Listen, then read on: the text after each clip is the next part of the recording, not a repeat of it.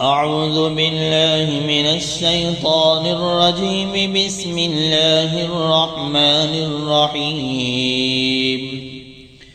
يا أيها المزمل قم الليل إلا قليلا نصفه أو انقص منه قليلا أو زد عليه ورتل القرآن ترتيلا إنا سنلقي عليك قولا ثقيلا إن ناشئة الليل هي أشد وطئا وأقوم قيلا إن لك في النهار سبحا طويلا واذكر اسم ربك وتبتل إليه تبتيلا رب المشرق والمغرب لا إله إلا هو فاتخذه وكيلا واصبر على ما يقولون واهجرهم هجرا جميلا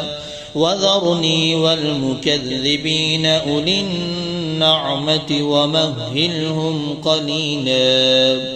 إن لدينا أنكالا وجحيما وطعاما ذا غصة وعذابا أليما يوم ترجف الأرض والجبال وكانت الجبال كثيبا مهيلا إنا أرسلنا إليكم رسولا شاهدا عليكم كما أرسلنا إلى فرعون رسولا فعصى فرعون الرسول فأخذناه أخذا وبيلا فكيف تتقون إن كفرتم يوما يجعل الولدان شيبا السماء منفطر به كان وعده مفعولا إن هذه تذكرة فمن شاء اتخذ إلى ربه سبيلا إن ربك يعلم أنك تقوم أدنى من ثلثي الليل ونصفه وثلثه وطائفة من الذين معك والله يقدر الليل والنهار علم أن لن تحصوه فتاب عليكم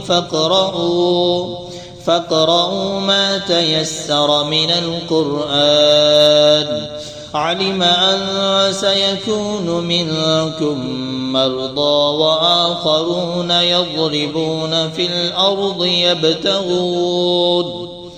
الأرض يبتغون من فضل الله وآخرون يقاتلون في سبيل الله فاقرؤوا ما تيسر منه وأقيموا الصلاة وآتوا الزكاة وأقرضوا الله قرضا حسنا وما تقدموا لأنفسكم من خير تجدوه عند الله هو خيرا وأعظم أجرا